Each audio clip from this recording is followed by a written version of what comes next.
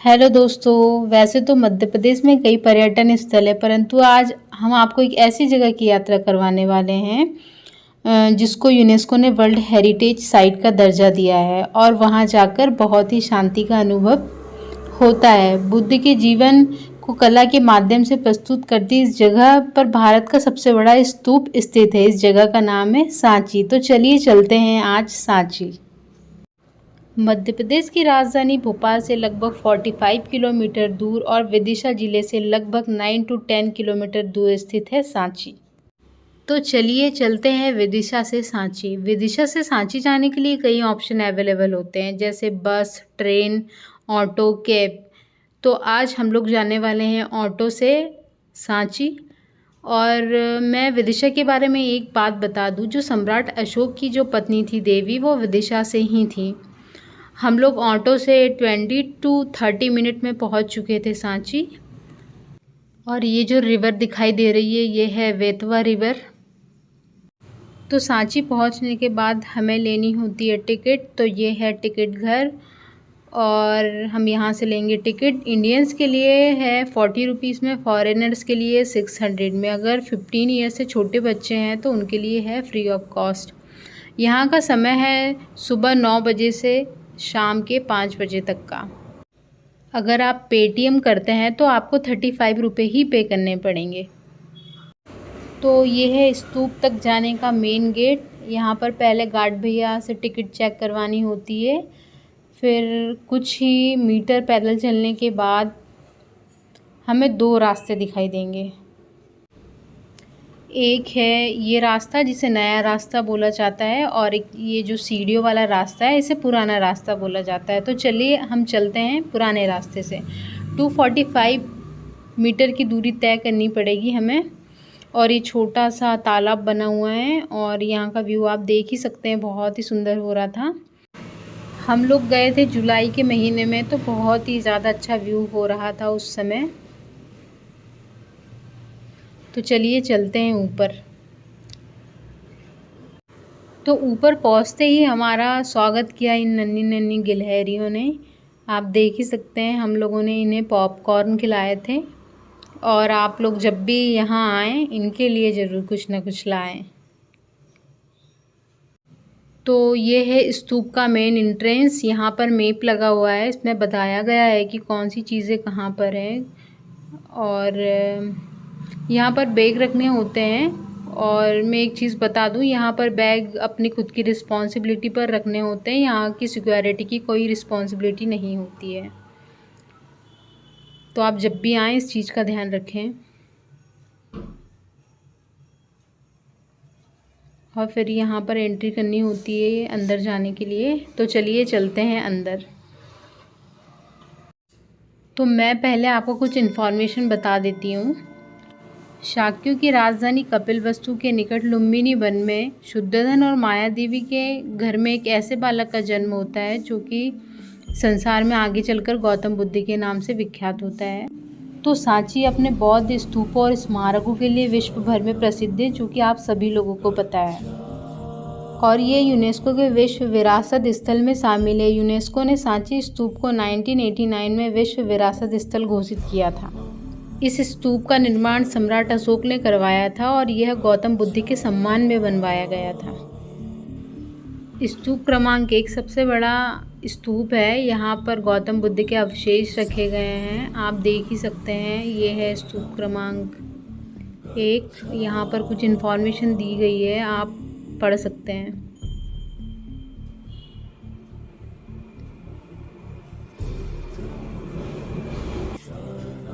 इस स्तूप में 4 तोरण द्वार है, जिसका निर्माण पुष्यमित्र शुंग ने करवाया था।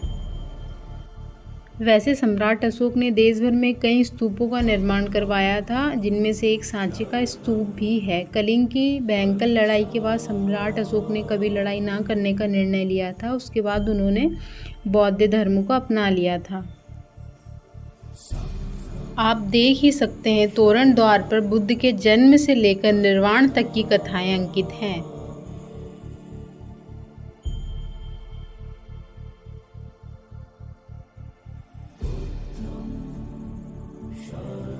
एक तो 5 लोग रहे थे। हैं तो 611 रुपीज़ देता है, और 6 से ज़्यादा रहते हैं ना तो हम लोगों को रहता है 8.58, 858 है। अच्छा और फिर 16 से ज़्यादा रहते हैं तो फिर हम लोग रहता है यहाँ पे 14 से 63 रुपीज़। इसका कारण कि ये कि वर्ल्ड, हाँ, यूनेस्को यहाँ पर गाइड अंकल चार्जेस बता रहे थे कि गाइड्स के चार्जेस क्या हैं। कैनल पे है 3rd सेंचुरी BC से लेकर 12th सेंचुरी AD तक का है एविडेंस। तो हर राजा ने कुछ न अपने वर्तमान में सांची अपने इतिहास के साथ जिस रूप में हमारे सामने है उसका पूरा श्रेय सर जॉन मार्शल को जाता है। यहाँ सर जॉन मार्शल के नाम से एक म्यूज़ियम भी है जहाँ खुदाई के दौरान मिली सामग्रियों को सुरक्षित रखा गया है।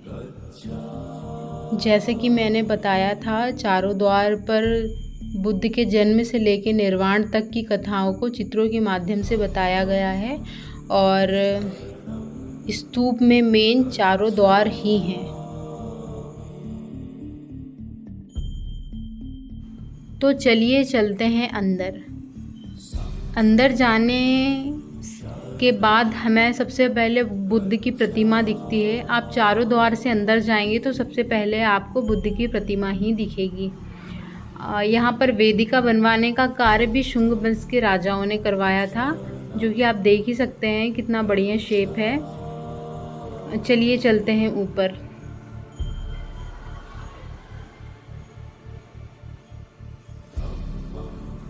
तो ऊपर पहुंचने के बाद कुछ इस टाइप का व्यू हो रहा था, जो कि बहुत ही खूबसूरत लग रहा था, आप देख सकते हैं।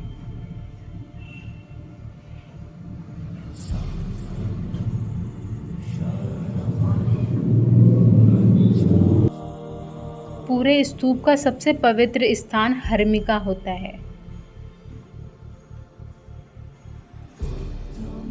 इस स्तूप को पहले ईंटों से बनाया गया था, जिसे शुंग काल के दौरान पत्थरों से ढक दिया गया था। तो आप देख ही सकते हैं कितना अच्छा व्यू हो रहा है। और यहाँ पर प्लास्टर की परत और वेदिका का कार्य शुंग वंश के राजाओं ने करवाया था। ये है प्लास्टर की परत और ये स्तूप का मतलब स्तूप में हम लोगों ने पूरा ऐसे राउंड राउंड घूमा था।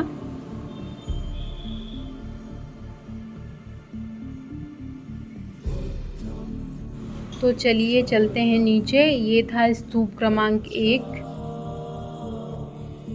सांची में कुल मिलाकर छोटे बड़े 40 स्तूप है, जिसमें से सबसे इम्पॉर्टेंट है स्तूप क्रमांक 1, जो कि आपको दिखा दिया है। और फिर यहाँ पर होने लगी थी बहुत तेज़ बारिश, तो हम लोग इस टीन सेट के नीचे रुके थे। आप देख ही सकते हैं नज़ारा कितना प्यारा हो रहा था। सन 1818 में जनरल टेलर ने इस जगह की खोज की थी तथा यहाँ पर सर्वे किया था। स्तूप क्रमांक 1 के सामने ये है चैत्यालय। यहाँ बौद्ध भिक्षुओं को शिक्षा दी जाती थी। इसके ऊपर लकड़ी की छत हुआ करती थी, जो कि अब नष्ट हो चुका है। और ये जो आप टेम्पल देख रहे हैं, ये 5 AD का गुप्त काल का टेम्पल है। क्या आपने कभी अपने 200 के नोट को ध्यान से देखा है? उसमें सांची के पश्चिमी द्वार को ही दिखाया गया है।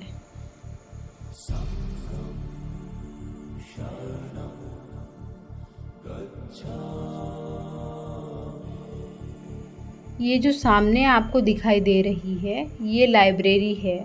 इस लाइब्रेरी का निर्माण बिहार के नालंदा विश्वविद्यालय के आर्किटेक्चर पर किया गया था। 1936 में इसका उत्खनन किया गया। सम्राट अशोक के बेटे महेंद्र और बेटी संघमित्रा यहाँ 1 महीने तक रहे। उसके बाद बौद्ध धर्म के प्रचार प्रसार के लिए वो लोग श्रीलंका चले गए। सामने ये जो पात्र दिखाई दे रहा है, इसे बोलते हैं भिक्षा पात्र। इसमें भिक्षु लोग जो भी भिक्षा मांगते थे, इस पात्र में डाल दिया करते थे और आपस में बांट लिया करते थे। ये जो रास्ता दिखाई दे रहा है, यहाँ से 200 मीटर डाउन में है स्तूप क्रमांक 2। तो ये रहा स्तूप क्रमांक 2। इस स्तूप में 10 भिक्षुओं की अस्थि अवशेष रखे गए हैं। स्तूप क्रमांक 2 स्तूप क्रमांक 3 से मैच होता है। तो देखिए ये है स्तूप क्रमांक 3। यह स्तूप क्रमांक 1 के पास ही है। इस स्तूप में बुद्ध के 2 प्रमुख शिष्य सारिपुत्र और महामोगलायन के अवशेष संग्रहित हैं। ये अशोक पिलर है। इसे सम्राट अशोक द्वारा उत्तर प्रदेश मिर्ज़ापुर चुनार से लाया गया था। इसमें जो फाइन पॉलिश जो दिख रहा है वो 3rd BC का पॉलिश है। ऐसा बताया जाता है कि यहाँ का जो लोकल ज़मींदार था उसने शुगर ग्राइंडर के लिए इसे तुड़वा दिया था। स्तूप क्रमांक 3 में जो बुद्ध के प्रिय शिष्य सारिपुत्र और महामोगलायन के जो अवशेष रखे थे वहाँ से निकालकर इस मंदिर में रख दिए गए हैं और इस मंदिर को चैत्यगिरी बिहार के नाम से जाना जाता है। इस मंदिर में बुद्ध की प्रतिमा और बुद्ध के प्रिय शिष्य सारिपुत्र और महामोगलायन की अस्थियां रखी हुई हैं। हर साल नवंबर में इन अस्थियों को दर्शन के लिए रखा जाता है। इस अवसर पर देश विदेश से कई लोग देखने आते हैं। तो सांची में स्तूप, चैत्यालय, लाइब्रेरी, अशोक पिलर देखने के बाद एक जो मेन चीज़ बचती है वो है म्यूज़ियम। तो चलिए चलते हैं म्यूज़ियम। म्यूज़ियम में जाने के लिए हमें टिकट लेनी होती है जो कि 5 रुपये की होती है। इस म्यूज़ियम में खुदाई के दौरान मिली सारी सामग्रियों को सुरक्षित तौर पर रखा गया है। इस म्यूज़ियम में स्तूपों की खुदाई से अभी तक की सारी फ़ोटोज़ का कलेक्शन है, इसलिए आप म्यूज़ियम ज़रूर जाएं। तो हम सांची के टूर को यहीं समाप्त करते हैं। अगर वीडियो अच्छा लगे तो लाइक करें, शेयर करें, सब्सक्राइब करें। Thank you.